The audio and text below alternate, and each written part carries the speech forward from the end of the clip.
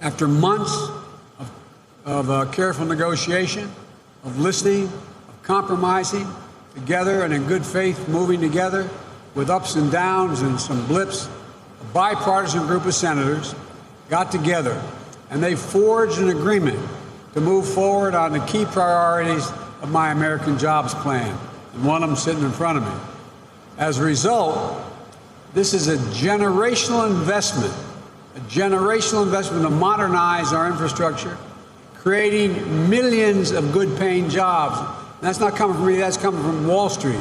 Millions of good-paying jobs, and positions America to compete with the rest of the world in the 21st century. Because China is way outworking us in terms of infrastructure.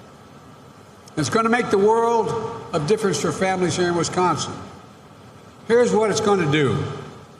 This deal will put American workers to work in good-paying jobs, not minimum wage jobs, not $15 an hour jobs, prevailing wage jobs, good-paying jobs, repairing our roads and our bridges.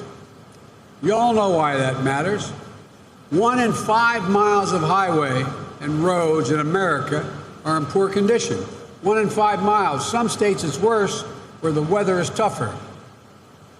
50 years, 50% of our bridges are over 50 years old. More than 1,000 bridges here in Wisconsin are rated as structurally deficient by engineers. 1,000, just in Wisconsin. And that doesn't make Wisconsin better or worse. It's all across the nation. It's this way. There are bridges, the 10 most traveled bridges in America need repair, and some need to be completely rebuilt. More than 600 here in the state of Wisconsin. Bridges have weight limits to prevent trucks from crossing. That means long detours for farmers heading to market. It's more than just an inconvenience, it's about safety as well. In November 2019, a school bus in Arcadia, Wisconsin, tipped over going around a curve and went into a ditch with 20 students on board. It wasn't because of snow or ice.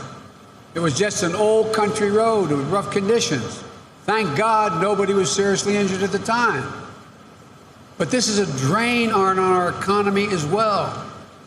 Typical American, and it varies slightly from state to state, but the typical American pays a hidden tax of more than $1,000 a year in wasted time and fuel due to traffic congestion.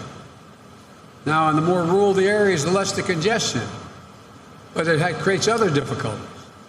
You all know that feeling, losing time, sitting in traffic, or being rerouted because the bridge isn't wide enough or the road is poorly maintained. This deal is going to put Americans back to fixing all of that.